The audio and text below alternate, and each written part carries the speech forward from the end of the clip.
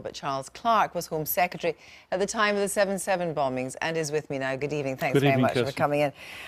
We'll come on to look more broadly at how we combat terrorism in a moment. But let's just deal first of all with Jeremy Corbyn returning to the fray tomorrow morning. You heard there the Labour candidate in Manchester saying that he finds it very difficult to imagine how there's going to be an adversarial approach. This is actually quite adversarial, but Jeremy Corbyn's view, he says, that the war on terror isn't working. Is he right?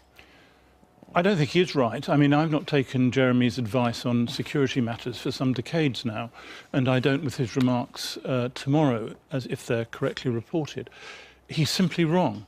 The core attacks from 9/11 and beforehand have come from forces which are about trying to destroy the whole of our society. This is before the Iraq War, before the wars in Syria, and they're about eliminating the ability of young people to go to an event like they did in the Manchester Arena, eliminating programmes like this to create a society under the caliphate which really removes all our democracies. It's quite different from previous terrorist organisations. In an excerpt from the speech he's going to make tomorrow, he says, "We will also change what we do abroad. Many experts, including professionals in our intelligence and security services, have pointed the connection between wars our government has supported or fought in other countries and terrorism here at home." I mean, some people would suggest that's right. I suppose you might... At one level, it's a trivial remark, because it's certainly true that there are networks. Before 7/7, people had travelled around the world. It may be that there's some link with what's been going on in Syria and the individual who's committed this awful atrocity in Manchester.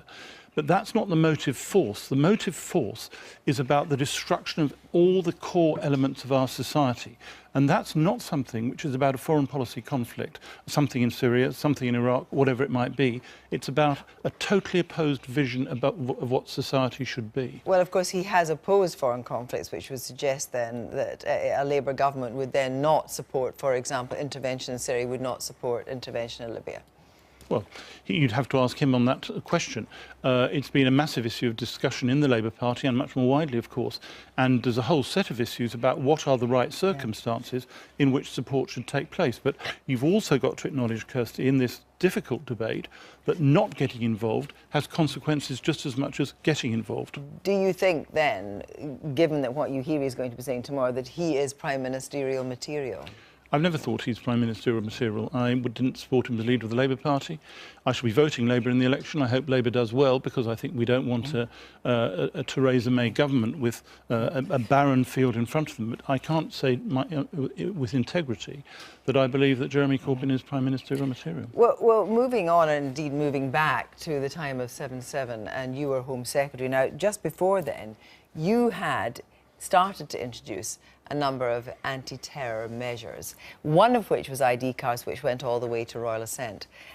Then in 2010, Theresa May overturned that. It was her first act. Do you believe that had we had ID cards now, we would be in a different position or not? You can't say that of any of the particular measures. You can't say if only that had been done, this Manchester bombing wouldn't have succeeded. But I do believe it's the job of government to create a climate which makes it more difficult for the terrorist organisations to work. ID cards are one of those things. A good control order regime, which Theresa May also abolished when she came in, is another of those things. A good community policing system with police and community support officers properly funded is another of those things. You've got to do all of these things, but you can't say, if only we'd had ID cards, for example, then this attack wouldn't have happened. If we look at this particular, the Salman Abedi case, I mean, there seems to be some suggestion that security services over time have missed chances to actually home in on him. I mean, do we have to accept that that is the nature of our anti-terror policing, that some will get through the net? That's the risk, and that's why we've got the security levels that we have at the moment being talked about.